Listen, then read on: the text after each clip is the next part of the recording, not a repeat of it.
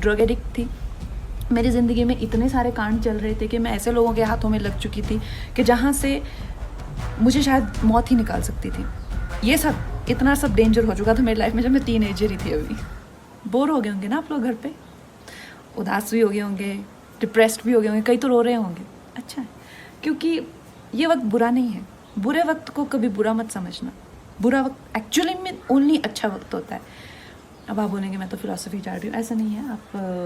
आप जानते हैं कि मैं एक मामूली सी, बहुत सारे कलाकार होते हैं, बहुत सारे लोग होते हैं, पर आप वो लोग खुश ये नहीं कह सकते कॉन्फिडेंस से कि मैं खुश हूँ, जो मैं हूँ वो बन के वो आज इस मुकाम पे खुश हूँ। मैं कॉन्फिडेंस से कह सकती हूँ। एंड ये बहुत बड़ी अचीवमेंट है अपने आप में, किसी भी अवार्ड से, किसी भी पैसे से, किसी भी मुकाम से बहुत बड़ी अचीवमेंट है। और मैं ऐसा कैसे बनी दोस्तों? मैं 15-16 साल की थी जब मैं घर से भाग गई थी।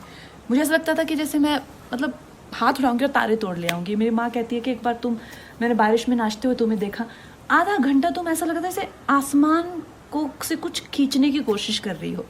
ये सच है, मुझे ऐसा लगता था। और ऐसा ही हुआ। जैसे ही मैं घर से भागी, 1.5-2 साल में मैं एक फिल्म स्टार थी, एक ड्रग एडिक्ट थी।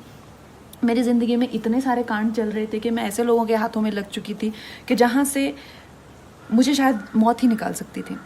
ये सब इतना सब डेंजर हो चुका था मेरी लाइफ में जब मैं टीनेजर ही थी अभी। सोच लो मैं कितनी खतरनाक हूँ।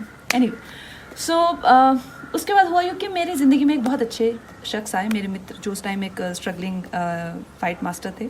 तो उन्होंने मुझे योगा मित्रता हुई तो उन्होंने मुझे योगा कराना शुरू किया। एक दिन उन्होंने कहा आंखें बंद करो। आंखें बंद की तो मैं रोना रोना रोना रोना रोना रोना रोना ही ना रुके। तो कहते यार बड़ी अजीब लड़की, आंखें ही नहीं बंद कर सकती, तो मेडिटेशन कैसे करेगी? तो उन्होंने मौका मिलते ही मुझे एक बुक दे दी, राजा योगा। तो उस बुक में प्रोसेसेस हैं बहुत सारे, बहुत अच्छे। और मैंने विवेकानंद जी को अपना गुरु मान लिया। और उन्हीं के गाइडेंस में मैंने अपने आप को बहुत संवारा। क्योंकि मुझे हमेशा से लगता था कि यार ये हैं एक्शंस मेरे। मैंने कभी किसी को अपनी स्थिति के लिए कभी किसी को नहीं सोचा कि यार ये इनकी करतूत है। तो I think that is why I could work on my self. और अगर वो मुकाम मेरी ज़िंदगी में नहीं आता तो शायद मैं भीड़ में घूम जाती, शायद मैं इतने आगे नहीं आ पाती।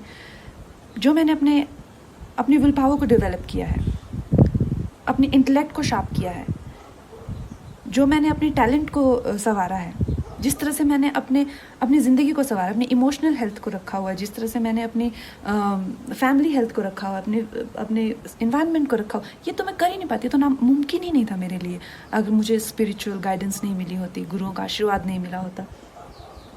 तो इस मुकाम की बड़ी अहमियत है। और जो प्रोसेस मैंने किया था, ब्रह्मचर्य का मैंने सहारा लिया था 2-2.5 साल।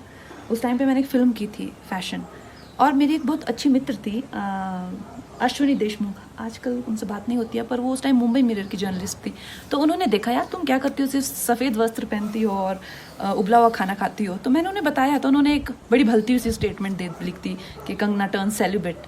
तो ब्रह्मचर्य इज़ नॉट अबाउट सेलिब्रेसी और नॉट जस्ट अबाउट सेलिब्रेसी। ब्रह्मचर्य के बहुत अच्छे प्रोसेसेस होते हैं, और उससे जो है आपकी एनर्जी को, अगर आपको बिल्कुल अपने हाथों में लेना हो, अगर आपको अपनी लाइफ की जो गाड़ी की ब्रेक है या क्लच है, सब अपने हाथ में, व्हील अपने हाथ में लेना है, you need to do processes like that. And specially अगर आपके पास ऐसी